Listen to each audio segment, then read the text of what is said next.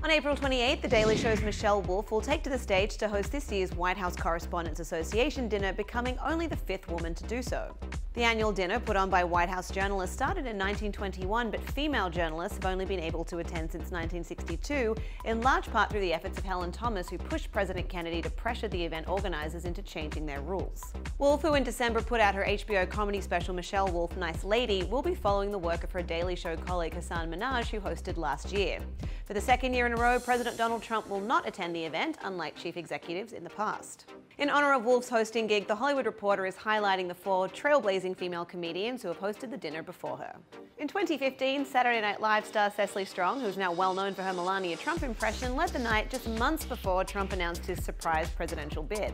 Among recent news events were protests that erupted in response to the death of 25-year-old African-American Baltimore resident Freddie Gray at the hands of local police. Strong didn't shy away from the issue, quipping, "Let's give it up for Secret Service. I don't want to be too hard on those guys."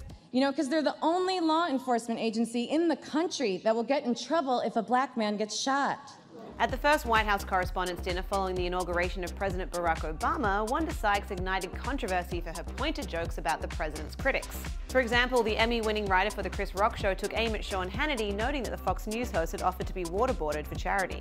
He can't take a waterboarding. I can break Sean Hannity just by giving him a middle seat in coach.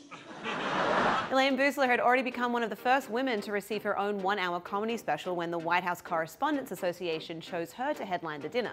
Bill Clinton had just been elected president, and Boosler had choice words for his predecessor, George H.W. Bush. On Bush's lack of support for an automatic weapons ban, which he claimed could infringe on the rights of hunters, Boosler said, "I think if you need 100 rounds to kill a deer, maybe hunting isn't your sport." In a 2015 interview with Elle, Boosler remembered her time hosting the dinner and the importance of comedy in trying political times like this. "The worse something is, the more the public needs to see it through the lens of humor to make it more understandable, less intimidating, less apocalyptic. Everything horrible demands comedy, and nothing is more horrible than the US Congress these days." Paula Poundstone was the first woman ever to host the dinner 9 years after the tradition of comedian performances began in 1983.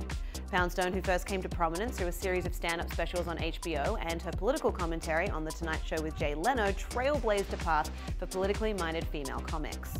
Frustratingly, the next day, news reports focused on her clothing instead of her comedy. "I think that might have been the one time that I ever thought about the fact that I was a woman," Poundstone said to Elle, because would they have done that for any other performer? To read more on the women who have hosted the White House Correspondents' Dinner, head to THR.com. For the Hollywood Reporter News, I'm Lindsay Rodriguez.